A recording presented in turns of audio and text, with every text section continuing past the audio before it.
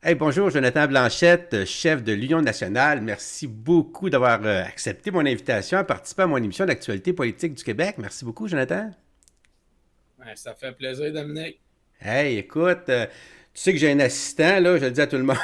J'ai mon assistant ChatGPT, c'est le seul que je peux me payer pour l'instant. Fait que je travaille très fort avec. Il n'est pas toujours parfait, mais quand même, il est d'une bonne aide, pas te dire. J'ai posé la question, j'ai demandé, j'y parle-moi de l'Union nationale. Lui, quand j'ai demandé ça, la première chose qu'il me répond, je vais te dire ça. Puis en même temps, je sais que tout ce que je vais te dire, tu le sais, mais pour ceux qui nous écoutent, il me dit l'Union nationale était un parti politique québécois fondé en 1935 et dissous en 1989. Son origine remonte à une coalition entre le Parti conservateur du Québec et l'Action libérale nationale, formée dans le contexte de la Grande Dépression. Le parti est surtout connu pour avoir été dirigé par Maurice Duplessis, son chef charismatique, jusqu'à sa mort en 1959. Sous sa direction, l'Union nationale a remporté 6 élections provinciales entre 1936 et 1966 et a marqué une grande partie de la vie politique québécoise durant cette période-là. Le parti prônait un conservatisme axé sur l'autonomie provinciale, le libéralisme économique et la promotion de la ruralité. L'Union nationale s'est principalement opposée au centralisme fédéral et a défendu les intérêts du Québec contre l'ingérence d'Ottawa, notamment durant les périodes de tension sur la question de la conscription, pas la circoncision, mais la conscription pendant la Seconde Guerre mondiale. Après la mort de Duplessis, le parti a connu une période de déclin malgré quelques tentatives de réforme et de modernisation sous des chefs comme Paul Sauvé, Antonio Barrette et Daniel Johnson. La montée à ce moment-là du Parti québécois comme porte-parole du nationalisme québécois et le repositionnement du Parti libéral ont contribué à affaiblir l'Union nationale qui a fini par disparaître dans les années en 1989 pour être précis. Dis donc, toi, comment ça que tu as décidé de reprendre ce nom-là emblématique, l'Union nationale? C'est pas moi qui ai décidé de reprendre le nom. Ça a été reparti avec Michel Lebrun, puis Monsieur Martin, puis du monde de l'époque. Puis on m'a offert la chefferie au mois d'août 2022, à une semaine des élections, compte tenu que ça fonctionnait plus avec démocratie directe. Et puis j'ai décidé que pour poursuivre en politique, ben moi je voulais pas être le pion de personne, puis je voulais pouvoir choisir les gens de mon équipe. Donc je voulais être le chef. Ça a été fait. Au début, la politique, ça ne m'intéressait pas. Moi, j'étais un militant, j'étais un activiste pour les droits et libertés, puis tout ça, l'environnement, et j'en passerai. Puis, quand j'ai rentré en politique, j'étais tellement désabusé de voir le corporationnisme politique, les allocations, les revenus d'appariement, les millions versés par les votes, puis tout ça, j'en revenais même pas. Puis là, en plus, j'ai appris comment est-ce qu'il y a plein de partis. Comme là, mettons, tu vas voir Québec solidaire, ils ont fait un chiffron 2200 contributeurs, mais ils sont à la télévision. 2200 contributeurs sur 6 millions d'électeurs, c'est ridicule. Pourquoi ils sont en télévision? Nous, on est rendu à 965 contributeurs. On est à 82 contributeurs d'Éric Duhem, qui est à 1047. Pourquoi est-ce que nous, on ne serait pas à la télévision aussi? Fait que moi, je suis rentré en politique parce que j'étais écœuré de voir la mafia qu'on vit dedans. Puis l'histoire de l'Union nationale, je la connaissais même pas, honnêtement. Ah non? Mais appris depuis que j'en suis le chef, à travers plusieurs individus qui m'en ont parlé, que oui, on a encore les valeurs rurales, oui, on a encore à cœur le progrès du Québec, puis oui, on veut sortir le fédéral de nos griffes. Hmm. Et puis la vérité, c'est qu'encore aujourd'hui, sur l'armée au Canada, puis tout ça, puis dans les lois, on voit Sa Majesté, le roi Charles, on voit son nom, on voit son titre, ça a plus sa place. Puis le Canada, depuis le 11 décembre 1931, toutes les dominions britanniques à travers la terre entière se sont vu donner l'égalité juridique et leur pleine capacité de droit interne. Depuis cette époque-là, nous n'avons jamais, jamais, jamais, jamais signé de traité avec le Canada, ni avec quiconque. Ce qui veut dire que nous avons encore la capacité de, par cette égalité juridique-là, de rapatrier nos pouvoirs, rapatrier nos droits en immigration, rapatrier nos droits sur l'or, rapatrier nos droits sur différentes choses. On Et va, on on, peut le on- faire de on va en manière parler, on va en parler. Écoute, j'ai plein de questions pour toi, c'est sûr, là. Je t'avoue, t'es parti, là. T'es un gars super intense, Jonathan. Le peu que je connais de toi, le peu que j'ai vu, je sais que t'es une personne qui est super intense. Puis quand tu parles des contributeurs, tu sais, tu compares, tu sais, mettons, je comprends Québec solidaire, mais tu sais, je pense que pour aller à la TV, Ben, ça prend au moins 10% du suffrage, là. C'est surtout ça qu'ils veulent. C'est pas une question de combien de personnes qui t'appuient, la grosse gang que t'es, mais plutôt combien de personnes ont voté pour toi. Tu sais, si on regarde aux dernières élections, si tu as 159 personnes qui ont voté pour toi versus, par exemple, mettons, 10 000 de l'autre, c'est peut-être, pas 10 000, 500 000 plutôt. C'est plutôt ça, je pense, qui explique, ceci explique cela. Dis donc, comment tu penses-tu que ton parti se distingue des autres partis là, sur la scène politique québécoise? Ben, parce qu'on incarne des vraies solutions, puis on est complètement en dehors du narratif, puis on expose des dossiers puis des enjeux qu'aucun autre expose. Comme là, en ce moment, en immigration, on est les seuls à parler de l'accord Gagnon-Tremblay-McDougall, qui est l'accord de 1991 sur l'accord entre le gouvernement canadien et le gouvernement québécois, qui a été fait en 1991. Et étrangement, cet accord est en vertu de la Constitution de 1867, qui n'était même plus en vigueur depuis 82 pour le Canada et qui n'avait plus de pouvoir juridique sur le Québec depuis le 11 décembre 1931. Alors là, on a un accord Gagnon-Tremblay-McDougall de 1991 qui, à l'article 7, stipule que le Québec doit prendre le même nombre de pourcentage d'immigrants que sa population à l'intérieur du Canada. Donc, on était 22,6% de la population du Canada, donc on a un 20% d'immigration dans notre population. Donc, tout ça vient de l'article 7 du traité Gagnon-McDougall, Tremblay-Gagnon-McDougall, en 91, Mhm. basé sur un accord fait en vertu des pouvoirs du Canada de la Constitution de 1867. Mais la Constitution de 1867 est caduque depuis l'accord de Westminster en 31. Donc, ça ne tient pas la route. Et puis là, cet accord-là nous force à un fédéralisme qui nous pousse une immigration qui n'est pas la nôtre pour assujettir notre culture et nous contrôler par le commerce et la nécessité économique de toujours avoir plus de main-d'œuvre. Donc, c'est complètement ridicule. Puis, il n'y a aucun parti politique qui parle de réouvrir cet accord-là, de C'est ça. négocier cet accord-là. Personne parle de ce nom-là. Pourtant, moi, Ticu Blanchette, je le fais encore ici. L'Union nationale, on le fait. Puis, quand tu me dis le suffrage, it's not making fucking sense parce que je suis pas à télé. Parce que mets-moi à télé dans le dossier de l'immigration, fais-moi parler de l'accord Gagnon-Tremblay-McDougall à côté de toute cette gang-là qui en parle pas. Regarde bien comment ils vont planter dans les suffrages puis qu'on va monter. Fait que la réalité, c'est que ça, c'est de la manipulation de masse. Et puis ça vient du Bureau des sciences comportementales du Canada. Est-ce que tu connais le Bureau des sciences comportementales du Canada? Non. Eh bien, ils ont avoué publiquement dans ce document-là que j'ai montré maintes et maintes fois en live, je t'enverrai la source si tu voudrais en parler, qui se vantent d'étudier les sciences de notre comportement, de notre prise de décision, de qu'est-ce qui fait obstacle, puis de nos mécanismes de décision.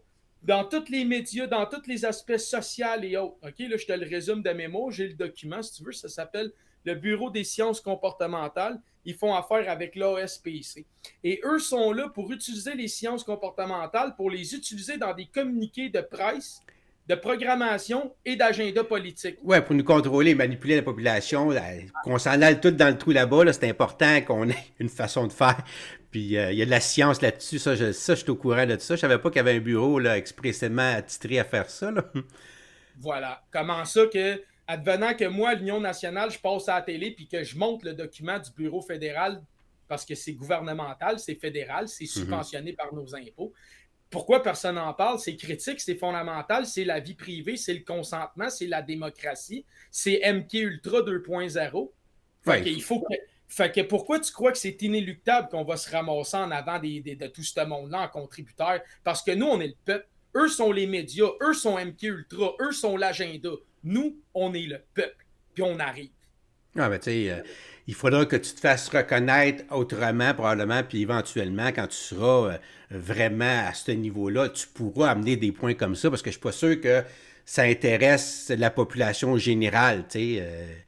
C'est ça le problème, la politique, puis le peuple québécois, c'est deux mondes. Dis donc, selon toi, les principaux défis auxquels le Québec fait face aujourd'hui, là, c'est quoi? Puis comment l'Union nationale propose-t-elle des relever, là, ces défis-là que tu vas me dire? Les défis, c'est la chute de la démographie, de la croissance démographique, c'est évident, le vieillissement de la population. Hmm. Puis la seule manière d'y faire face, c'est d'assumer que c'est le cas, puis d'arrêter de construire en cochon des méga hôpitaux, puis de dire qu'on va donner plein de services, on n'en a plus de monde. Le Japon y arrive, il y a plein d'autres pays qui y arrivent. Pourquoi pas nous? Ah, ben parce que nous, on a choisi que la seule manière de rembourser une dette, c'est soit de ne pas la payer, soit de faire la guerre, ou soit d'avoir une croissance continue. Fait que nos États dirigeants, ils aiment bien mieux avoir une croissance continue pour continuer de nous endetter puis de faire les cochons que de réellement diriger pour et par le peuple. Puis là, en même temps, ben, ça leur donne une occasion parce que comme la pression sur les services est vraiment croissante et fondamentale, ben, ça leur permet de privatiser. Et à travers la privatisation et les agences privées, ils importent de plus en plus d'immigrants et de main-d'œuvre qui nous rend encore plus dépendants parce que là, au bout de la ligne, tous ceux qui travaillent autour de nous, c'est eux. OK. Fait que là, on a besoin d'eux absolument. Fait que nous, comment on veut régler le problème? Ouais, c'est Fait que ça. je l'ai dit tantôt.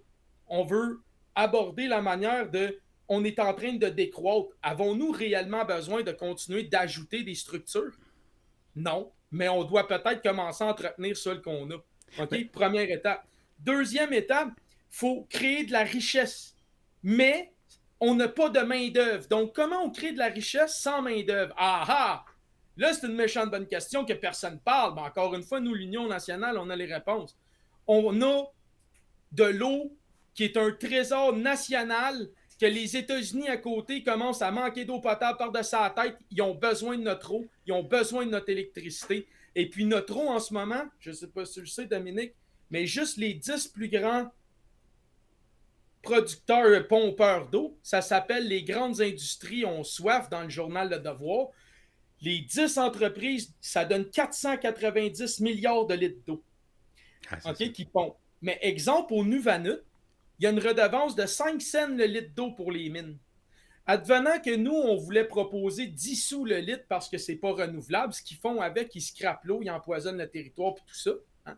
Mais nous, on voulait mettre ça à 10 cents. Ben, juste pour 10 entreprises, 49 milliards par année dans nos coffres. ah, c'est sûr Juste que. là, avec qu'est-ce qui Ah roule non. déjà. Là. Ah, c'est sûr que c'est une richesse, notre eau ici. On est, écoute, je pense qu'on détient quasiment le tiers de l'eau potable au monde, là. Et on C'est fait nous quoi autres. avec? Aucune vision. On On la se fait aller donne. vider dans les grands lacs. On donne des permis privés, puis on se fait vider. Fait qu'encore une fois, nous, l'Union nationale, c'est inacceptable. Puis à parler comme ça, à côté de n'importe quel autre parti politique à la télé, je te garantis qu'on marque pas mal plus de points qu'eux, Ah, encore une fois. ça pourrait Fait que résonner. c'est qu'une question de temps avant que l'Union nationale arrive, parce que là, ils jouent sur Ah, Joe l'Indigo, il est ici, il est ça. Ils n'ont aucune idée de qui je suis. Ils n'ont aucune idée de comment est-ce qu'on s'en vient. Ils ne connaissent pas notre programme puis nos solutions, puis on est loin de tout donner publiquement. Puis quand on va arriver, ils ne nous prendront pas au sérieux.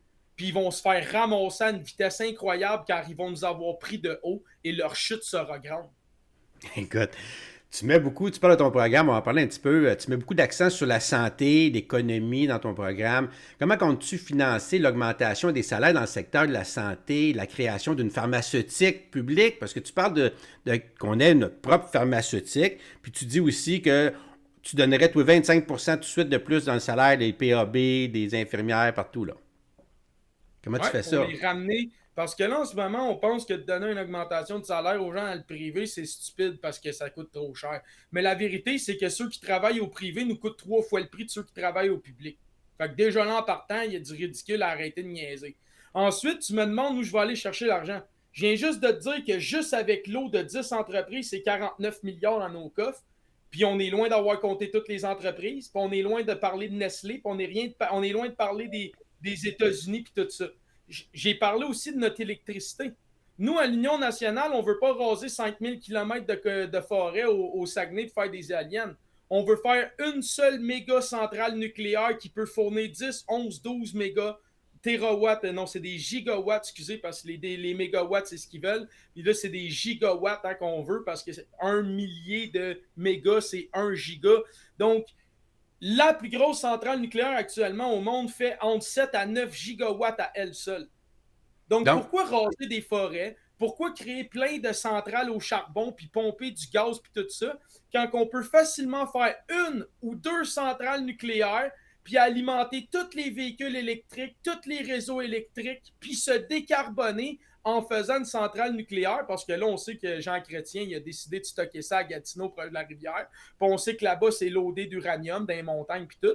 Donc, on peut facilement faire une centrale nucléaire directement à côté du gisement avec une chaîne d'approvisionnement directe qui recueille ce qu'ils ont besoin, qui l'enrichit à mesure. Puis on a déjà, grâce à Jean Chrétien, du stockage de déchets nucléaires qui, en réalité, selon Galen Windsor, est des matériaux de très haute valeur. Et quand on regarde Microsoft, ils veulent utiliser des mini-réacteurs pour la crypto-monnaie, l'intelligence artificielle. Quand on regarde les sous-marins ou les porte-avions, ils sont nucléaires. Quand on regarde le Canada, l'Ontario ou en ailleurs en Europe, ils sont nucléaires. Fait que la réalité, c'est que la seule énergie qui est vraiment sans carbone, ben, c'est le nucléaire. Ben, là, puis les barrages, qu'est-ce que t'en fais? On est des champions, on a une expertise unique au monde, puis on a un territoire fantastique pour créer des barrages. Là, si on peut s'entendre avec nos Autochtones, là, on pourrait faire des barrages partout, là, ça serait fantastique, ça. On a envie aujourd'hui, on est chanceux d'avoir les barrages qu'on a faits dans les années 70, pas vrai? Ben oui, puis nous, justement, on veut créer un partenariat avec les Autochtones, on veut créer des cours et un échange culturel dans les écoles de langue, on veut utiliser le savoir ancestral pour créer des programmes de restauration de la faune et de la flore selon le meilleur de leurs connaissances et de leur tradition orale. On veut leur donner une place dans l'Assemblée nationale et une représentation, et on veut leur donner un pourcentage de tous les bénéfices de ce qu'on extrait de notre territoire car ils vivent avec nous. Et on rappellera que c'est le Canada qui les a mis dans des réserves et c'est le Canada qui nous empêche de faire ce qui devrait être fait. Et encore là, nous, l'Union nationale, on veut immédiatement faire une clause dérogatoire contre le fédéral pour leur enlever la juridiction pour pouvoir fournir de l'eau potable et de l'électricité à toutes les Premières Nations qui devraient l'avoir gratuitement depuis les années qu'on profite d'eux.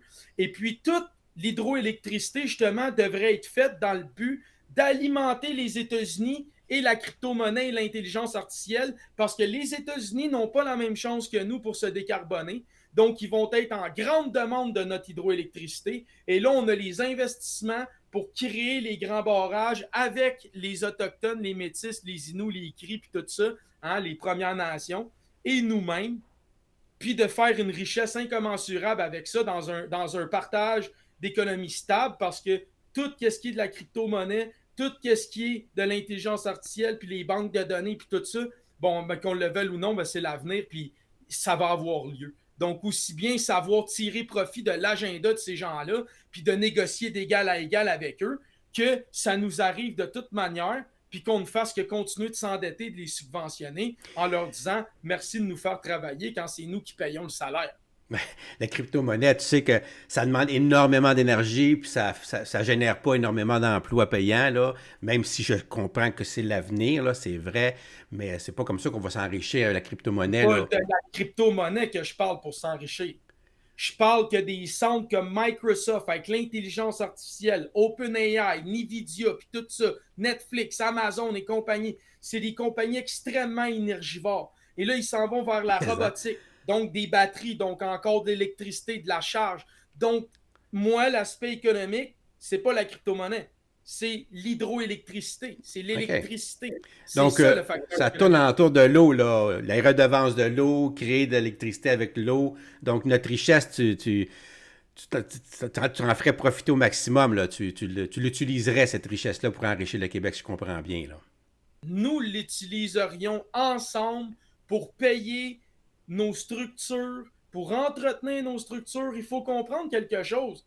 La démographie mondiale est en train de s'effondrer. Et là, en ce moment, on fait des promesses incroyables aux immigrants pour qu'ils viennent ici. Mais ça fait un temps, on le sait, le Québec est une terre de passage, c'est historiquement reconnu. Donc, la réalité, c'est que l'immigration, tôt ou tard, elle va planter. Mais, Mais là, si on ne conçoit pas ça immédiatement, puis qu'on ne commence pas à créer immédiatement des structures pour être capable de se donner les moyens d'entretenir et de rénover ce qui est en train de s'écrouler, parce qu'on sait que beaucoup d'infrastructures, des aqueducs et autres, sont en train de s'effondrer dans beaucoup de villes. Bien, tantôt, les gens ils vont avoir une énorme dette avec une infrastructure en train de s'écrouler, puis il n'y aura plus assez de monde pour générer assez de taxes puis d'impôts pour payer puis entretenir parce que déjà là, avec la gestion désastreuse qu'on a, c'est le cas. Donc, imaginez tantôt quand on va être, au lieu d'être 20 millions, comme ils disent, en réalité, on va redescendre à 6, 5, 4 millions, puis qu'on va se ramasser dans un Québec bâti dans une vision d'un Canada de 100 millions d'habitants. ben là, tu sais qu'ils ont sorti justement dernièrement là, une étude qui montrait qu'à partir de 2027, il va y avoir plus de morts que de naissances au Québec, mais on va continuer quand même à croître, la population va continuer à croître grâce à l'immigration. Hein? C'est ça Ça, qui est c'est ce qu'ils prévu. disent. Mais quand tu prends les chiffres des démographes internationaux, tu t'aperçois que la démographie en Inde, en Chine, En Chine, puis oui, ça partout, décroît. Oui, mais je parle ici au ben Québec, ouais, là. Nous autres, on a un contrôle voilà. juste ici, là, Puis tu sais. là, puis là, il ne faudra jamais que tu oublies qu'en ce moment, ça fait leurs affaires de nous laisser compétitionner pour l'immigration. Mais tantôt, on n'aura plus les moyens.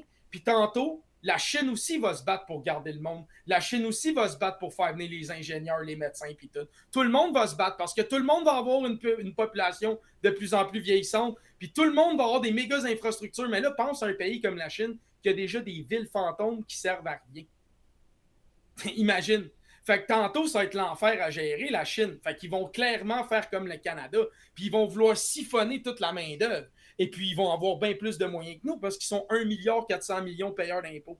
Puis ils ont toutes les industries, puis les manufactures, puis ils ont autant de terres rares. Et puis là, ils sont en train de rétablir la route de la soie avec la Russie, puis les BRICS et compagnie. Fait que, à un moment donné, Ouais, il ben, faut il voir fait. la réalité géopolitique. Ouais, mais tu sais, il fait pas aussi bon vivre en Chine qu'ici. Dis donc, tu proposes l'autonomie alimentaire, restaurer les milieux naturels. Comment tu prévois impliquer la population dans ces projets-là? Parce que, tu sais, il faut que ça vienne de l'intérieur, ça. Il faut que ça vienne des gens. Comment tu vas faire pour faire en sorte d'impliquer la population dans les projets là, d'autonomie alimentaire, par exemple? Dans ton programme, tu voudrais qu'on cultive nos propres affaires. Comment est-ce qu'on fait ça, là? Comment on fait ça pour... Parce que c'est bien beau, là, tu sais, mettons, on fait un camp, là, puis on invite des gens, puis à faire leurs légumes, puis à leur montrer ça. Mais là, de dire, là, maintenant, au Québec, tout le monde, on promouvoit l'autonomie alimentaire. Comment tu fais pour les impliquer, les gens? Ben, nous, on force pas personne, on veut pas forcer personne, mais ça passe par l'école. Ça passe par rappeler la tradition, les cultures, qui on est, d'où qu'on vient. Et puis, à l'école, il devrait déjà avoir des programmes de jardin intérieur, extérieur, avec des légumes qui poussent même l'hiver dans les sols ou dans les serres, justement pour favoriser une autonomie alimentaire. Ben, Et du même coup, montrer d'où vient la nourriture et parler de l'importance des nutriments, des oligo-éléments, des vitamines et tout le tralala qui en déballe. ouais, mais ça existe déjà, les jardins communautaires, depuis toujours. Moi, j'étais tout Ça petit, puis, tu existe, oui, puis ça a sais, beaucoup accru depuis qu'on en parle. Moi, personnellement, depuis que je dis aux gens de jardiner depuis la COVID, presque tout le monde que je connais maintenant a un jardin ou une tour à jardin ou fait pousser des choses. Il y en a qui sont rendus avec des poules puis tout ça. Fait que comment on convainc les gens? On leur rappelle que faire pousser de la nourriture, c'est comme imprimer son argent. Puis en plus, on contrôle la qualité, puis on mange frais. Ce qui n'est pas le cas de légumes transportés et stockés à l'épicerie, transportés sur des jours, stockés dans des entrepôts, etc. Et puis quand on comprend qu'un fruit, qu'un légume perd de sa qualité nutritive la minute qu'il est cueilli, à chaque heure et chaque seconde qui passe, ben tu comprends quand ça fait 2 semaines que tes oranges partent d'un camion ou whatever, d'un entrepôt pour s'en venir, quand tu le manges, il est vide. Il n'y a rien là-dedans. je sais pas à quel point il est vide, mais je comprends ce que tu veux dire. D'ailleurs, ça me fait tu fais une parenthèse avec Garden, tu sais, les légumes congelés. Hein?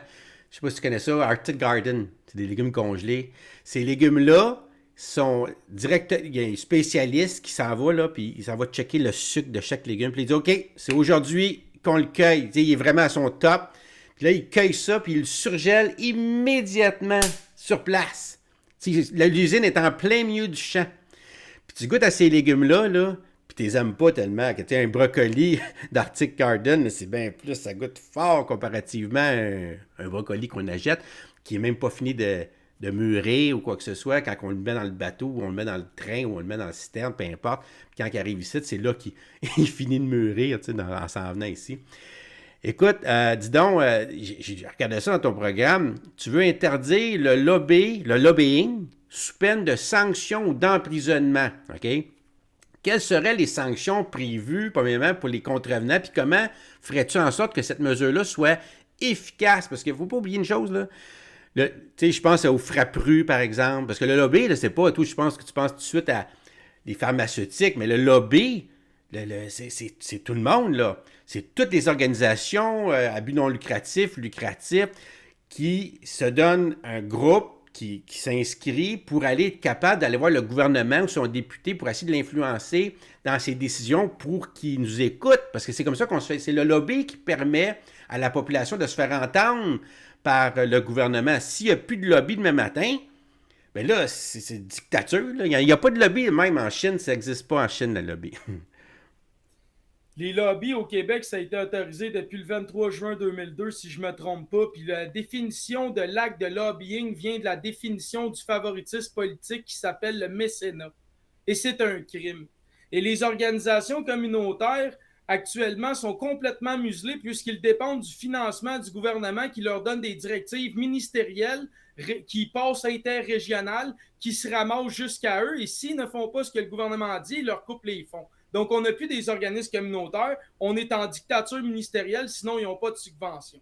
Fait que ça, c'est bien important de comprendre ça. Là. La réalité, c'est que le lobbying, nous, comment que je le vois, c'est pas un individu qui a accès au gouvernement. Non, c'est les multinationales qui payent des avocats, puis qui payent plein de monde, puis qui engagent des professionnels. Aussi. Qui donnent des enveloppes. Fait que là, on a deux poids, deux mesures. Parce que là, on a, soi-disant, un lobbying communautaire. Mais là, le lobbying communautaire, il n'est pas communautaire. Parce que quand il s'en va là demander pour la communauté, le gouvernement, il dit « Ben oui, on va t'aider, mais tu vas faire ce qu'on te dit. » C'est communautaire, ça, ou c'est dictatorial?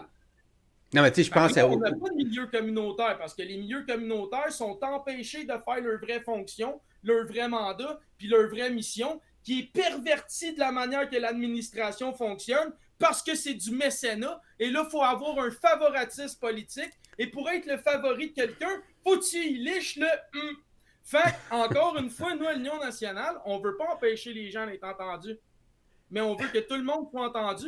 Puis comment est-ce qu'on veut séparer l'injustice pour rétablir que les organismes aient, en dehors du ministère et du gouvernement, un outil?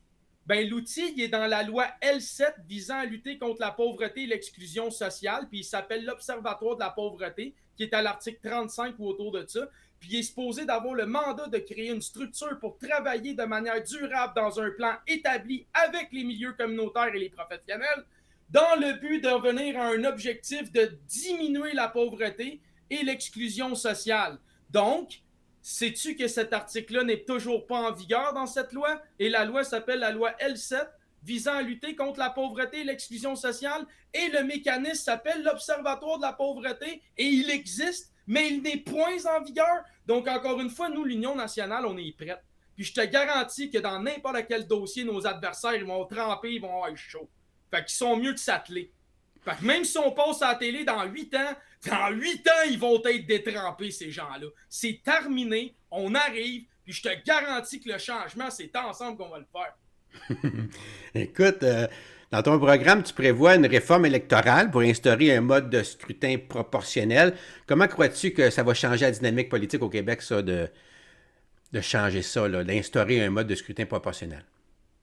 Je sais pas quel impact ça va avoir parce que je suis pas un voyant qui a une boule de cristal, mais je crois qu'actuellement, là, c'est clairement, il y a un problème. Puis nous, c'est pas encore dans le programme, il y a des choses qui sont pas encore dans le programme, mais nous, on veut proposer un changement. Puis on sait que ce qu'on entend depuis les dernières années, c'est que les gens semblent vouloir un scrutin proportionnel. Mais nous, ce qu'on veut vraiment proposer, c'est la case blanche. Le principe de la case blanche. Puis ça, il n'est pas encore là, OK? Mais on veut intégrer aussi la case blanche. Donc, on veut une proportionnalité pour permettre un nombre de députés. On veut un deuxième tour pour que les gens éluent eux-mêmes l'exécutif, parce que les députés sont le législatif et les contrôleurs du gouvernement. Et les ministres et le premier ministre sont l'exécutif du gouvernement, sont l'exécutif, OK? Donc, il faut qu'il y ait une séparation des pouvoirs. Là, de la manière que le scrutin de vote fonctionne, c'est que 27% de l'électorat total rentre 90 députés de la CAQ sur 125. Tu vois, ça ne fonctionne pas. Fait que là, avec la case blanche, tous ceux qui votent case blanche, là, leur vote est compté. Puis leur vote est compté en valeur de dire ce système électoral, ces propositions, ces partis, ça ne me convient plus. Donc là, la majorité des gens qui votent plus ou qui ne savent pas pour qui voter ou qui annulent leur vote, ils risquent de tout voter case blanche. Ce qui va permettre la réforme vraiment en profondeur des systèmes électoraux québécois proposés. Et à l'intérieur de ça, comme je t'ai en train de t'expliquer, Là, la proportionnelle vient rentrer les députés. Après ça, il y a un deuxième tour. Les gens choisissent le premier ministre et les ministres, en dehors de la nomination partisane du chef qui a le plus d'élus, pour séparer la partisanerie, puis pour séparer le législatif de l'exécutif. Ça, c'est comment on veut faire. Donc, on veut faire ça en 2 tours, séparés. Et puis, pour l'élection du premier ministre, ça se fait à part. Les mandats des ministres ne doivent pas venir du ministre parce que si c'est le premier ministre lui-même qui choisit tous les ministres des ministères, il y a conflit d'intérêts. Comment il pourrait avoir une vraie démocratie puis une vraie représentation des institutions basée sur la compétence quand que là, c'est un mot d'ordre venant du premier des ministres? Ça ne fonctionne pas. Et là, l'exécutif qui est l'exécutif en étant les ministres et le premier ministre, qui en réalité est juste le premier ministre qui dit au ministre d'exécuter, il est aussi le chef de la Chambre législative avec une majorité de députés. Donc là, il n'y a plus de séparation des pouvoirs. Et là, notre démocratie est en péril. Alors encore là, nous, l'Union nationale, on est les seuls à exposer ces choses-là. Et pour s'assurer de l'application des lois face aux élus, on veut mettre les mandats des juges et des policiers aussi élus par le peuple et non des nominations partisanes. Même chose pour les tribunaux des droits de la personne, puis même chose pour le protecteur du citoyen. Il faut que ça soit en dehors. Puis on veut mettre fin aux ordres professionnels parce qu'ils musellent les professionnels. C'est eux qui font en sorte que quand un professionnel veut dénoncer quelque chose, un médecin, un ingénieur, un avocat, il se fait censurer, il perd sa licence, puis il salisse. On veut mettre fin aux ordres professionnels, puis on veut mettre fin à la manière que la loi des libertés syndicales fonctionne. En ce moment, on dit que j'ai une liberté d'association syndicale. Mais si je m'en vais travailler chez X qui s'appelle, je ne sais pas moi, bibliothèque.com, puis qu'il y a un syndicat, je ne veux pas nommer d'entreprise, là, puis là, je rentre là, mais il y a un syndicat, advenant, je refuse d'adhérer à ce syndicat-là, je n'aurai pas de job. Puis advenant comme congédie 88 jours avant 90, on ne me remboursera pas mes frais d'adhésion. C'est du racket. C'est du vol, c'est de l'oppression, c'est contraire à la liberté d'association. Donc, il est temps que ça change au Québec, Dominique. Tantôt, on parlait d'autonomie provinciale, c'est une valeur clé de ton parti. Comment tu concilies cette autonomie-là avec les relations actuelles entre le Québec et le Canada? Comment tu vois ça, là? Écoute, c'est sûr que c'est un peu touché, mais quand on met notre pied à terre dans la vie, ça fonctionne. Regarde, là, dans certains endroits là, sur le continent africain, là, il y a un général qui fait beaucoup parler. Et puis, il a justement retiré certains pays permis miniers, puis il est en train de renationaliser certaines ressources. Fait que nous, ce qu'on veut faire avec le fédéral, c'est qu'on ne veut pas terminer tous nos partenariats puis nos échanges commerciaux. On veut juste enlever un intermédiaire, de un. De deux, on va enlever une taxe, on veut enlever un impôt, puis on veut être chez nous, puis négocier d'égal à égal, et non de se faire racketter. Et puis là, ce qui va être important de comprendre dans la stratégie de négociation, c'est que, advenant qu'on se croit malin parce qu'on réussit à tirer plus de profitabilité de nos ressources puis des échanges à travers le nord-sud États-Unis ou est-ouest Canada. OK? Mais là, ben eux, ils contrôlent notre monnaie. Ce qui veut dire qu'en tout temps, ils peuvent nous tordre. Donc, il faudra toujours comprendre que la vraie économie vient d'attribuer et de contrôler notre propre monnaie. Ça, c'est Et la Banque du j'aimerais Canada qui contrôle la monnaie, là. C'est la Banque du Canada, c'est pas politique, ça. Exact. Donc, automatiquement, on ne peut être gagnant sur eux. Ils contrôlent notre monnaie. Est-ce que la Côte d'Ivoire peut être gagnante sur la France qui contrôle son franc CFA? Eh non, elle ne peut pas. C'est impossible. Elle est continuellement prise dans une dette et elle est continuellement prise à la vulnérabilité des hausses des taux d'intérêt de ses propres prêteurs, ce qui est complètement ridicule et encore une fois de l'esclavage et des conflits d'intérêts. Donc, il faut que ça change. Et une autre immense ressource incommensurable d'assumer que nous serions chez nous, le dédouanage et le douanage et les intrants et les sortants du port de Montréal, du fleuve Saint-Laurent, qui sont directement connectés aux États-Unis et dans l'intérieur des terres du Canada. Des milliards, encore une fois, de nos coffres qu'on perd, des milliards, juste là encore en taxes et en dédouanage. Puis là, avec ça, on contrôle les produits qui rentrent, donc on peut faire du protectionnisme économique, puis protéger nos industries, protéger nos fermiers, protéger nos couturiers et compagnies qui, là, ils ont été déportés au Bangladesh, puis nos fermiers sont rendus à être en train d'être achetés par des portefeuilles d'actions. Puis l'agriculture, avant, était pas loin d'1 milliard de dollars en chiffre d'affaires, et puis là, elle a chuté à 80 millions de dollars à peine. Ouais, tu parles des producteurs de porc, entre autres. Mais la gestion de l'offre existe déjà, là, ce mécanisme-là pour protéger justement les petits Il n'est pas sous producteurs. notre contrôle. Non, Il mais n'est pas le nôtre. la Il a été gestion. fait par le Canada au détriment des producteurs du Québec. Et puis là, avec le projet de loi C-283, si je ne me trompe pas, ils veulent encore une fois nuire à l'industrie laitière du Canada au Québec parce que 80% des producteurs laitiers au Québec sont au Québec, dans le Canada. Et puis là, avec le projet de loi C-283, ils veulent justement augmenter les tarifs douaniers sur l'œuf, les œufs, le lait, puis il m'en manque un que j'échappe là.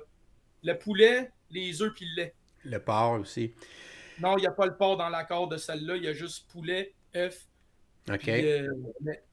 OK. Je reviens un petit peu au pouvoir exécutif. Parce que séparer le pouvoir exécutif entre le législatif et le judiciaire, c'est quelque chose qui existe déjà, en fait. supposé. Hein? C'est ça. Et supposé.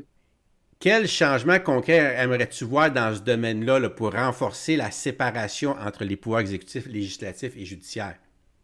Ben, je te l'ai un peu expliqué Ouais, c'est tantôt ça, quand on mais. parlait du système électoral. Là. Fait que la seule manière de faire en sorte que ça soit séparé, c'est qu'il ne faut pas qu'un législatif, donc un député, puisse siéger dans un ministère ou dans une fonction exécutive. Là. Il est législatif. Il n'y a pas d'affaire dans l'exécutif. Et c'est encore moins normal, comme on le voit là, qu'un député qui est ministre, en plus d'être député, il est ministre, mais en plus d'être ministre de 1, il est ministre de 2, puis 3, puis 4. Là, ça marche plus pantoute. Là. Comment ça? Ben voyons donc, elle est où la séparation du pouvoir quand le député, c'est le législatif, que l'exécutif, c'est le ministre, Ben, puis que c'est lui, il est légit... député, On est toujours en dans le plus, législatif, là, ministre, député, c'est toujours de la législation, ça, par exemple, là. non, Tu sais, un député, c'est un législateur, un ministre, il est dans le pouvoir exécutif. Un député ne devrait pas pouvoir être ministre. ben, l'exécutif, pour moi, c'est dans la fonction, par exemple, la fonction publique, par exemple. L'exécutif, selon la détermination de l'Assemblée nationale, c'est le ministre et le premier ministre, et les législateurs sont les députés. Ben, parce que C'est comme ça que c'est écrit par définition sur le site de l'Assemblée nationale. Ah ouais, parce que peut-être qu'on se rendra pas là-dessus.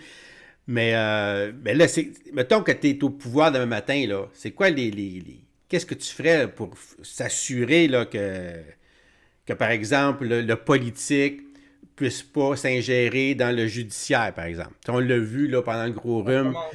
avec les lois, tout d'un coup, là, nos juges ont perdu tout courage, ont perdu, on dirait, toute autonomie. Là, ils se sont mis à appliquer la loi, des mesures d'urgence, puis ils ont mis de côté nos droits et libertés, tout ce qu'on défend finalement, là, tout ce qui était supposé défendre, ils ont mis ça de côté.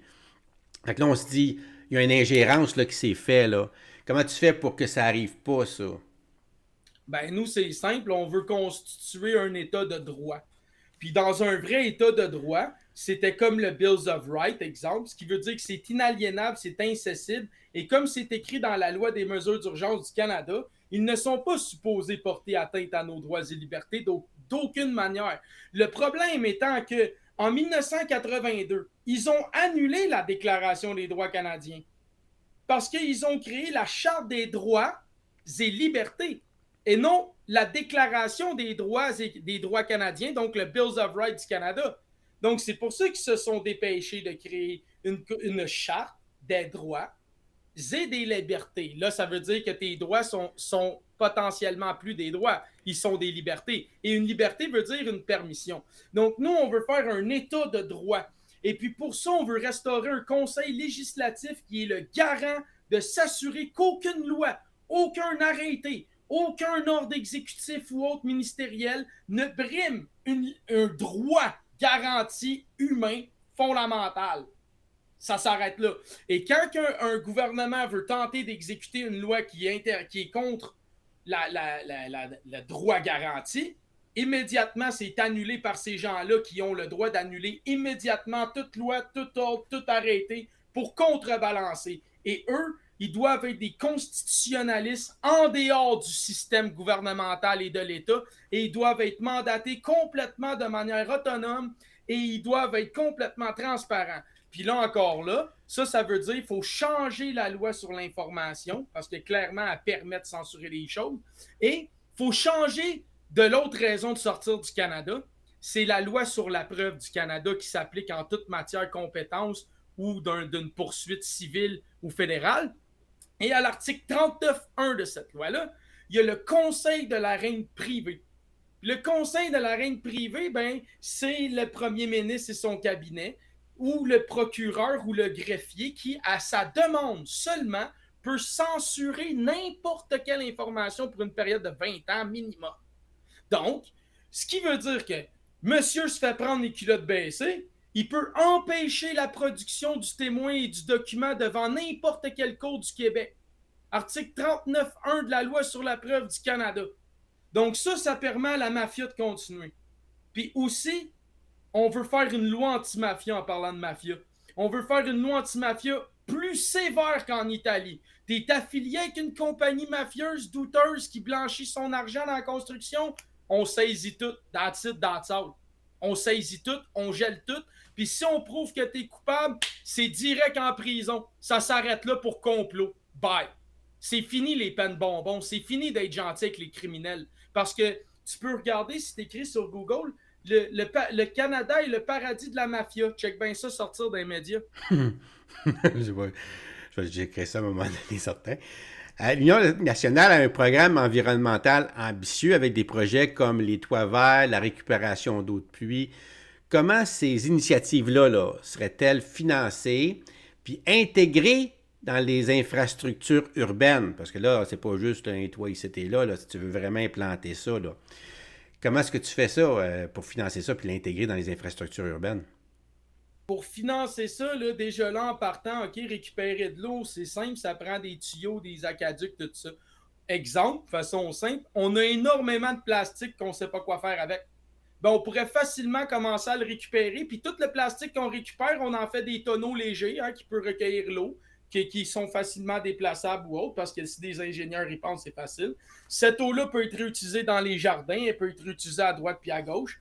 On peut enseigner aux gens comment faire des filtres simples avec du sable, de la roche et autres pour enlever un maximum de dépôts ou de cochonneries qu'ils pourraient avoir dans l'eau de pluie qui tombe de leur toiture ou autre. Et puis, cette eau-là peut servir. Là. Et puis, on rappellera que l'eau, c'est le nerf de la guerre. Donc, tout ce plastique-là qu'on jette peut facilement servir à créer toutes sortes d'infrastructures en partant. Ensuite, comment on fait pour les faire intégrer? Il n'y a pas de magie. Faut subventionner. Donc, quelqu'un qui veut s'installer un système de récupération d'eau de pluie, tu lui fais un crédit d'impôt, mais pas dans 4 ans. Tout de suite. Il vient te voir, il te montre ses photos de sa gouttière sur la télé, il a reçu son paiement le lendemain. Là. Tu comprends? Là? Pas dans 8 ans, là, style.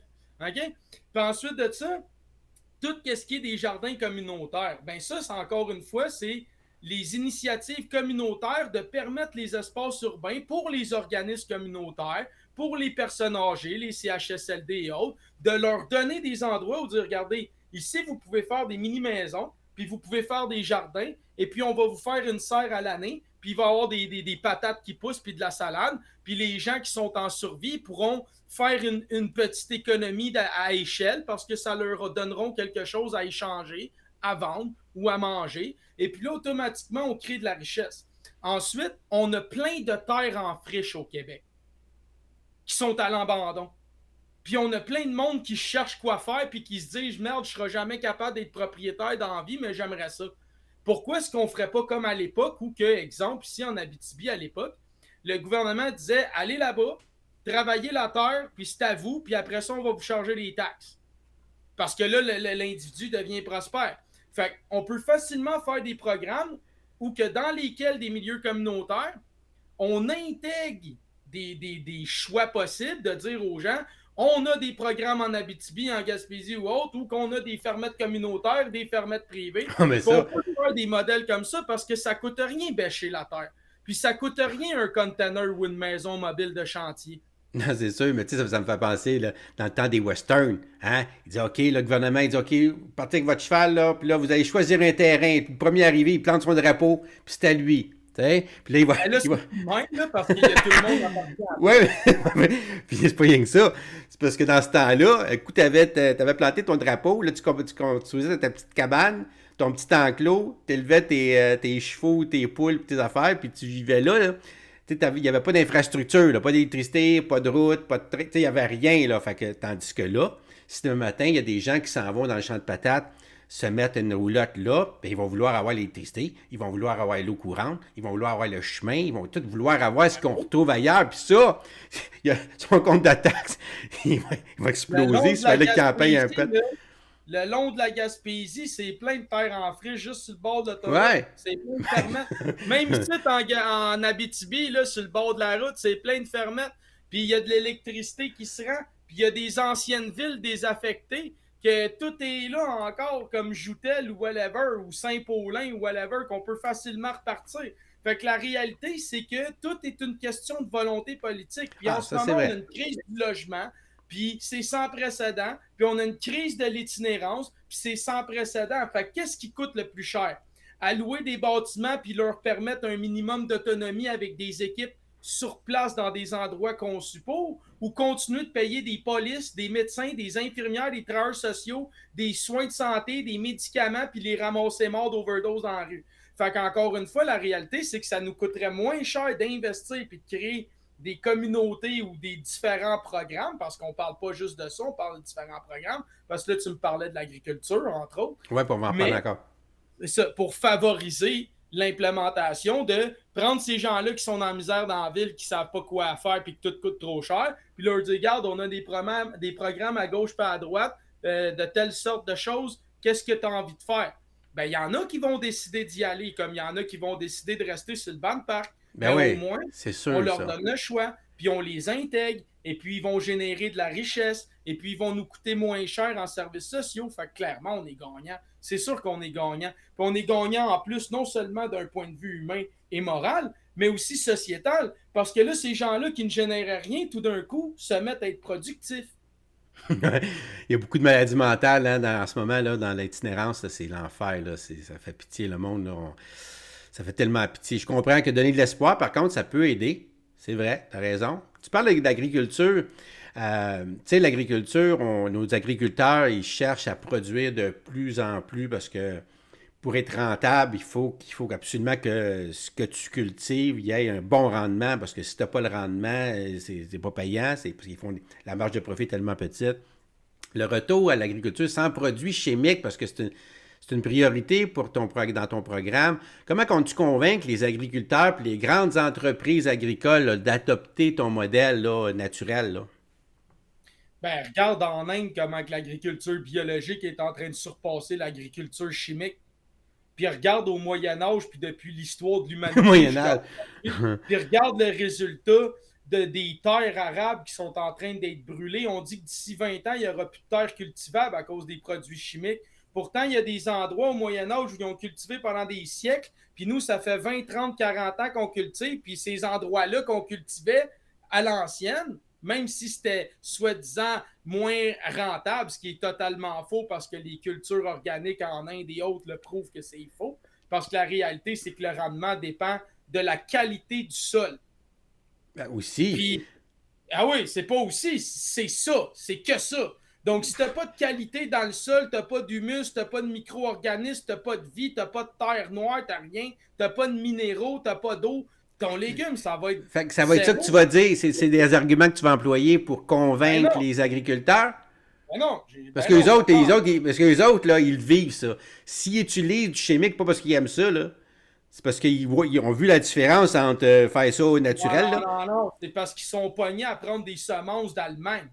L'Union des producteurs agricoles, ils doivent prendre leurs semences d'Allemagne. Et puis, ils n'ont pas des semences naturelles du tout conçues pour le climat endémique du Québec. Là. Ils ont des semences qui viennent d'Allemagne. Les maraîchers, il y en a qui ont des cultures d'ici. Mais même encore là, leurs semences viennent de où? Ils les ont commandées où? Fait que la vérité, c'est qu'il reste très peu de semences endémiques au Québec. Et nous, on ne veut pas arrêter les pesticides d'un coup. Là. Nous, on veut faire un programme de recherche où qu'on va rechercher des souches endémiques naturelles et puis que dans des laboratoires payés par les contribuables dans le but d'avoir une meilleure alimentation, donc d'énormes économies en soins de santé, puis une énorme progression dans la vitalité, donc la productivité des gens, hein? Ben là, on fait comme nos ancêtres ont fait. On prend une plante sauvage, on la met dans un milieu du Québec à l'extérieur, puis en serre, puis à droite, puis à gauche. Puis tous ceux qui survivent, on les prend, puis on les croise, puis on les prend, puis on les croise avec ceux qui survivent. Puis là, dans 5 ans, dans 10 ans, on n'a plus besoin de pesticides. Puis en plus, on va économiser des quantités d'eau faramineuses parce qu'il y a plein de maraîchers partout dans le monde qui ont démontré que de simplement prendre les plantes qui résistent aux sécheresses font des plantes qui consomment beaucoup moins d'eau. Et ça, c'est très documenté. Et il y a aussi tout l'aspect de la culture électrique. Je ne sais pas comment ça se nomme, le mot m'échappe en ce moment, là, mais d'utiliser des courants, puis de la musique, puis la lumière pour faire augmenter la croissance des plantes. Puis tout ça, c'est documenté. Puis ça fonctionne. C'est l'électroculture. Fait que la vérité, là, c'est que sur 10 ans, on peut facilement diminuer de moitié puis du 3/4 l'utilisation des pesticides. Puis quand que tu parles de pesticides, là, l'argument le plus de taille, là, c'est que les pesticides puis les fongicides puis tout ça, là, c'est cancérigène, c'est lié à l'autisme, c'est lié à un paquet de maladies, c'est prouvé par la science. Fait que qu'est-ce qui nous coûte plus cher? Nécessiter 8 champs de plus qu'on a la superficie pour avoir la même production que 4 champs ou whatever, puis d'enlever tous les pesticides qui, eux, massacrent nos enfants, massacrent l'environnement, massacrent les écosystèmes, massacrent les nappes phréatiques, puis massacrent tout. Fait qu'encore une fois, la vraie économie, le fermier, il devrait la comprendre, c'est ses enfants qui vont l'avoir en ne tombant pas malade plus tard, puis en ayant de l'eau pure. Écoute, on va envoyer ça aux agriculteurs. On va envoyer ça à M. Beauchemin, comment il s'appelle? La Montagne, plutôt, le ministre de l'Agriculture, pour qu'il dise ça là, aux agriculteurs, là, franchement. Je ne sais pas à quel point, là, moi, je ne suis pas un agriculteur, c'est sûr, mais je t'entends ce que tu dis, puis il y a des choses qui ont du sens là-dedans, mais c'est parce que ce que je me demande, c'est comment ça que les agriculteurs ne le font pas si ça serait si simple que ça. Compris par le lobbying. Sylvain Roy, un ancien député du Parti québécois, que j'ai les vidéos dans mon Facebook, de son temps qu'il était au député parlementaire du PQ, qui est devenu indépendant d'ailleurs à cause de ça, parce que son collègue qui avait dénoncé les lobbies des pesticides a perdu sa job. Il a fait pression pour qu'il le réintègre il y a quelques années. Puis par la suite, il s'est rendu compte que le Parti québécois ne voulait plus de lui parce qu'il faisait pression à dénoncer justement les groupes comme Syngenta et compagnie qui avaient infiltré la structure du ministère agriculturel, puis tous les groupes de l'UPA, puis tout ça, puis il avait mis tous les schémas à l'Union nationale, pas à l'Union nationale, à l'Assemblée nationale, il y a peut-être 3 ans de ça, 4 ans de ça, puis il en a parlé, puis il est allé jusqu'en chambre parlementaire, tout exposé, ça a été mis sur les tablettes, puis le gars, il est obligé de devenir indépendant parce qu'il a compris ce journée-là qu'au Québec, la vérité, la science, puis le bon sens, ça n'a pas de prix face à une industrie. Tout ce qui compte ici, c'est l'industrie. Hein, parce que les enfants deviennent autistes, qu'un Québécois sur 2 ait le cancer, que le taux des maladies explose, puis tout ça, ça ne dérange pas les gens. Mais de savoir comment est-ce qu'on va arrêter les pesticides, ça les dérange parce qu'ils pensent qu'ils n'auront plus de salade. Mais la réalité, c'est que c'est de la salade, parce que tu peux même la faire pousser l'hiver, ta salade, chez vous, en dedans. Puis on peut faire des systèmes verticaux, puis il y a plein de solutions. Les pentes grimpantes, je peux faire pousser des légumes, des cocombes puis des fèves après mes murs si ça me tente. Je peux me faire une clôture puis faire des raisins si ça me tente. Je peux faire une tablette puis mettre des framboises puis tout si ça me tente.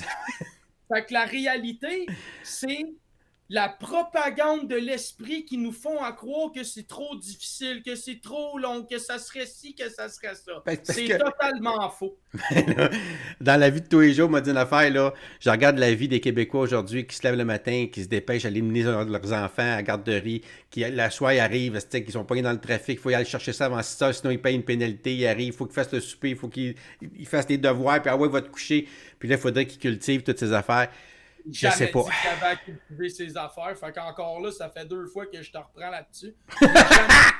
Non, mais tu sais, si tu me dis, je fais pousser ça sur mes murs, là, ça pousse. Tu fais pas juste regarder ça, là. Tu vas faire pousser ça sur tes murs. J'ai dit, ça peut pousser sur les murs. Oui, ça peut pousser, mais oui, ça peut se faire. On peut coucher dans la ferme directe, là, sous ici, c'est sûr. Fait que dans le fond, je t'écoute, puis on dirait que tu manques de bonne foi.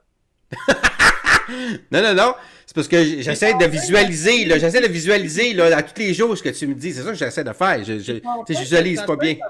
Comme qu'est-ce que je dis, comme si ça serait de la folie puis que ça serait pas réalisable. Ben, c'est T'es vrai, en je train pense de ça. prétendre que ce que je dis, c'est utopique quand que ça se fait dans Ouais. des pays encore plus pauvres que nous. Ouais, ben c'est ça, exactement. C'est ça. Fait Des qu'à un moment donné, il paysans. faut On que veut pas retourner avec les vaches et les cochons. Moi, là, je veux pas retourner là, là. tu sois honnête. Puis moi, j'ai jamais dit, gars, encore comment t'es malhonnête, prise 3.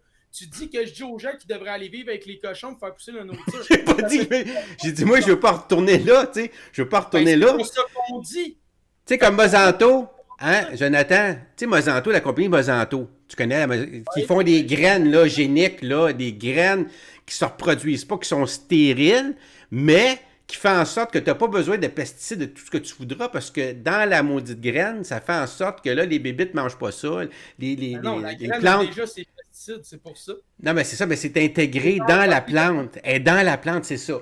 Fait que là, toi, en exact. tant que fermier, tu n'as pas besoin de manipuler ça. Ça, je veux dire. Mais le problème avec ça, c'est parce que là, tu deviens super dépendant parce que tu peux pas récolter. Ça fabrique pas de graines, tu sais. Fait que toi, il faut toujours que tu achètes tes graines chez Monsanto. Puis ça, c'est un gros problème, là.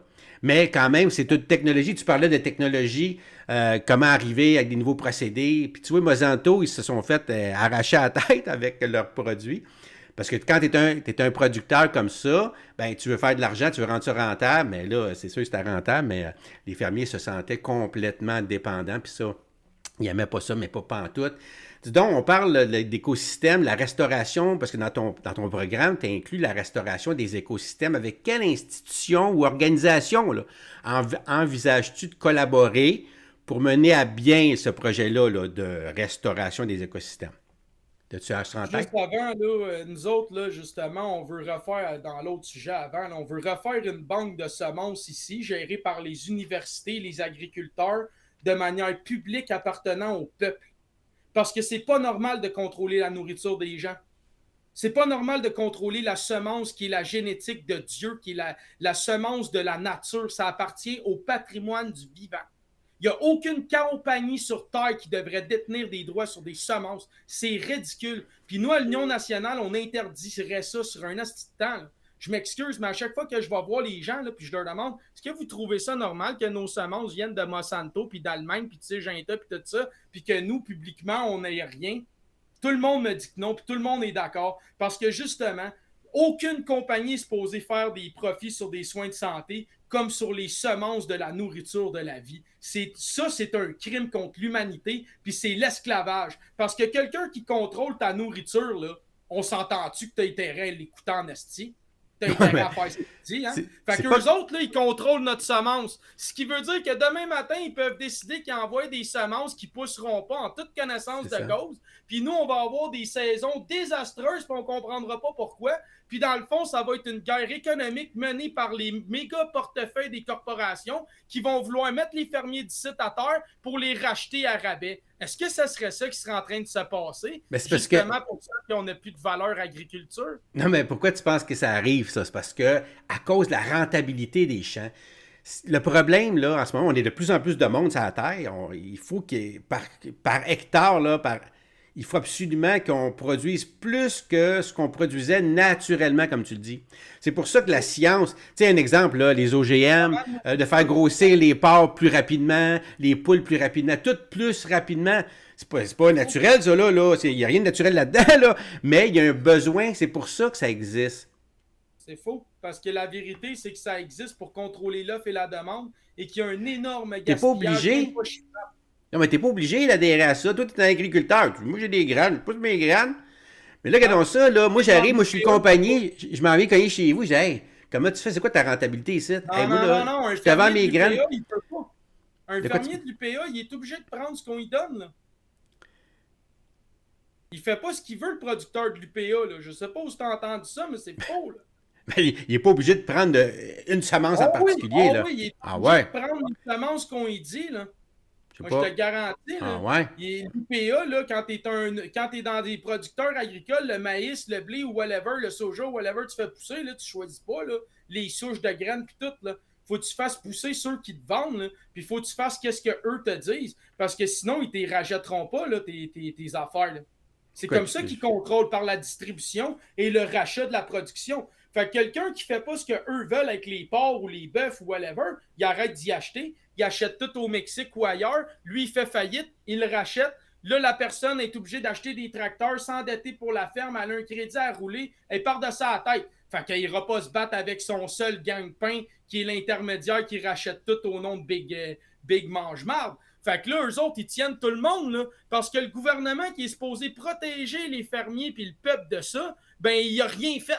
Comme Sylvain Roy le montrait. Et ils ont laissé la collusion et les lobbies chimiques et agrochimiques s'installer. Et puis après ça, ils ont laissé les intermédiaires de distribution prendre le contrôle de l'approvisionnement. Ce qui fait que là, en ce moment, on est loadé dans la marde. Fait que pourquoi est-ce que la bouffe arrête plus d'exploser depuis quelques années en même temps que notre agriculture ne vaut plus rien, comme par hasard?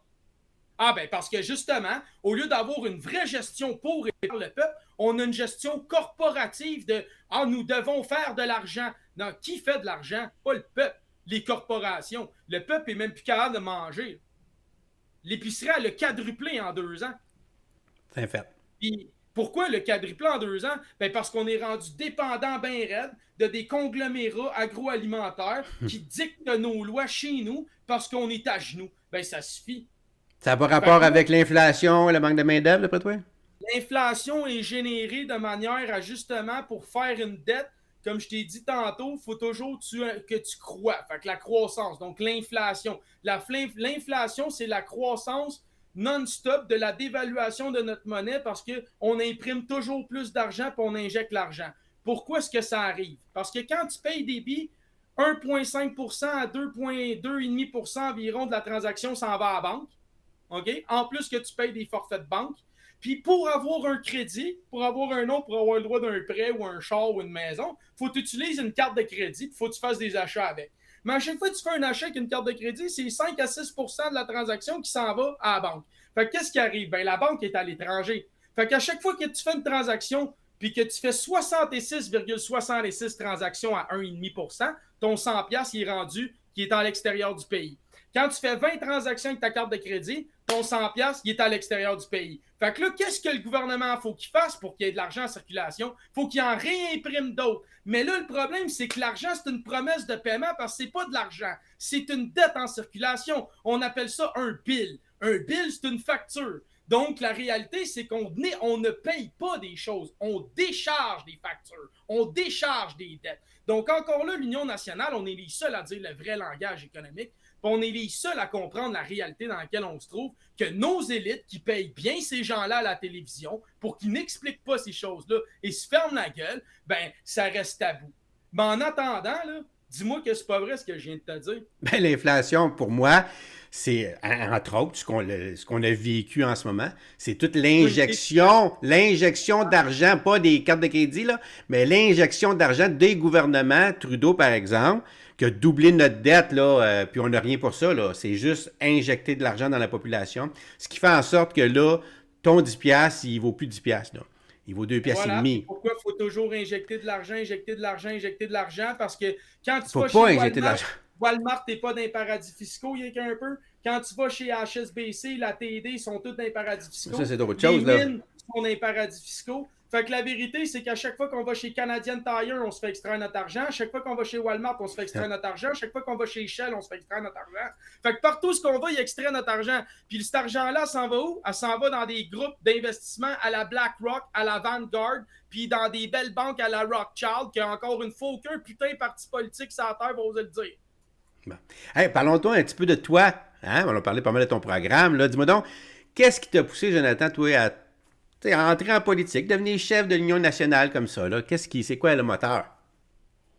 La violation des principes d'égalité juridique, la violation de mes droits, la violation et l'intrusion à ma vie privée, la violation à la séparation des pouvoirs, la violation des autorités qui n'appliquent pas les lois face à leurs confrères, mais qui nous oppriment avec, la violation de l'esclavage, de l'endettement des humains qui est contraire aux conventions de Genève, le contrôle de notre monnaie par des intérêts privés. Donc, ils ont nos intérêts à cœur, on la pogne dessus.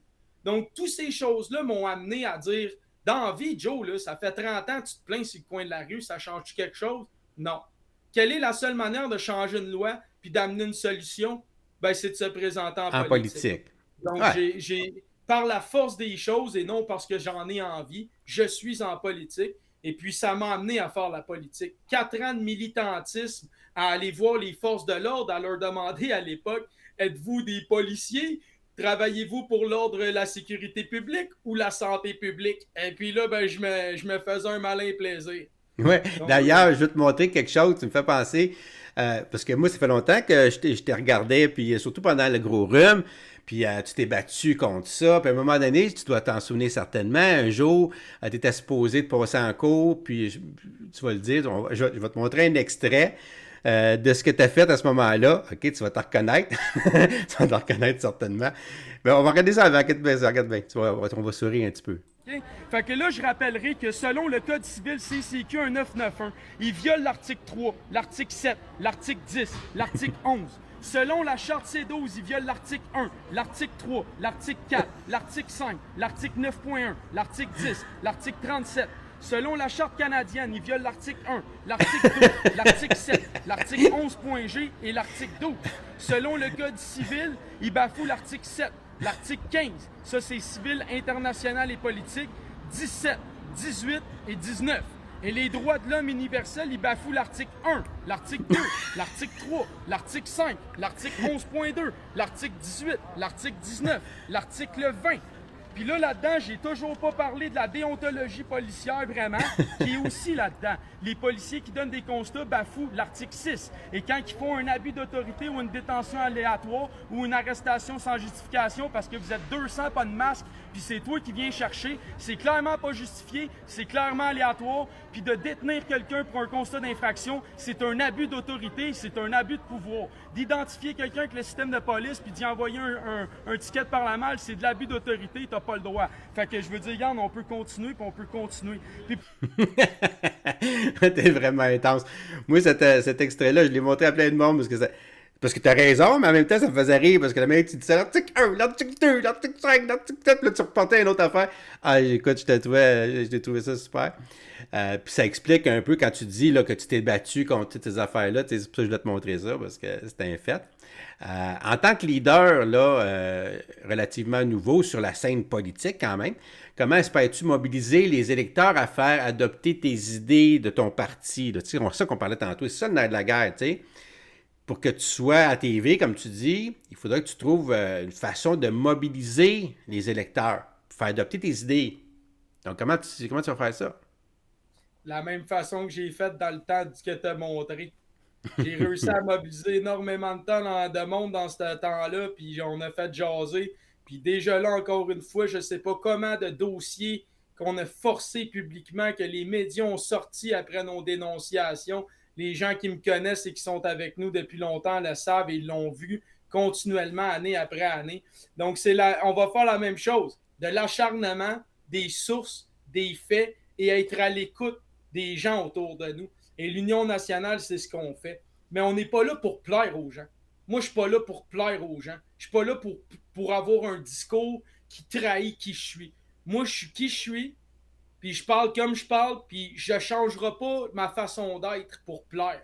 Puis ce qui est supposé d'être le plus important pour un électorat, ce n'est pas le passé d'un individu, mais c'est le futur qu'il apporte, la vision qu'il apporte et ce qu'il a comme capacité à le mettre en place. Ben moi, ça fait 4 ans que je montre que j'ai les capacités de déranger. Donc, imagine, comme je t'ai dit, quand que je vais parler comme que je suis capable à la télé. Ici, j'ai rien montré comme source, mais dans tous mes lives et dans toutes mes actions, j'ai toujours des sources, sont toujours officielles, sont toujours crédibles quand que je porte des causes publiques. Et puis, c'est ça l'Union nationale. Puis, c'est comme ça qu'on va faire avancer notre cause, avec force, courage, volonté, vérité, transparence, puis de manière continue par constance. Écoute, dernière question pour toi. C'est quoi, à date, là, quels ont été tes plus grands défis que tu as rencontrés en tant que chef de l'Union nationale, puis comment tu les as surmontés? Ben écoute, c'est simple. Moi, je suis rentré en politique en 2022 d'un parti qui avait moins 3000 $, qui avait même pas 100 membres à 3 jours des élections, une semaine des élections. Le 22 août, 23 août, officiellement, la date sur le DGEQ. Les élections, il était quelques jours à peine après. Donc, encore une fois, nous autres... Ton plus grand défi. Ton plus grand défi que tu as eu à date, là. c'est ça. Quand je suis rentré dans cette partie-là, c'était l'enfer, puis je savais rien faire. Fait que j'ai dû littéralement apprendre comment fonctionne une organisation politique, comment faire des procès-verbaux, des assemblées générales, monter un site web, créer un programme, et puis réussir à faire adhérer les gens. Parce que, Dominique, je pense que tu le sais, faire adhérer les gens à un parti politique, je pense qu'il n'y a pas grand-chose de plus difficile que ça. Je leur vendrais des abonnements au gym, j'en vendrais plus que ça. Tu comprends ce que je veux C'est dire? clair. Fait que mon plus grand défi, ça a été mon premier objectif que je me suis donné, qui était d'atteindre 1000 membres. Eh bien, c'est fait. On voulait 1000 membres en un an. Eh bien, de juin l'année passée à juin cette année, on a atteint nos 1000 membres. Ouais, Mission félicitations. accomplie. Puis Ouais. ça, c'est ma plus grande réussite. Puis là, mon objectif, c'est de dépasser les conservateurs en contributeurs. Ben, ça, je te le souhaite. Hey, je te le souhaite. Écoute, garde ta fougue, ton énergie, ta détermination, parce que moi, écoute, même si je suis pas d'accord avec tout ce qui sort de ta bouche, Jonathan, c'est normal, tu n'auras pas tout le temps des gens qui vont être d'accord avec tout ce qui sort de ta bouche. Mais moi, j'apprécie beaucoup les personnes qui s'impliquent en politique. Puis ça, peu importe là, les idées que tu amènes, là, je t'encourage à continuer dans ta mission. Ben merci pour l'entrevue. Puis bon, j'étais un peu intense, puis tout ça, tu le savais déjà d'avance. Il n'y avait rien de personnel à toi.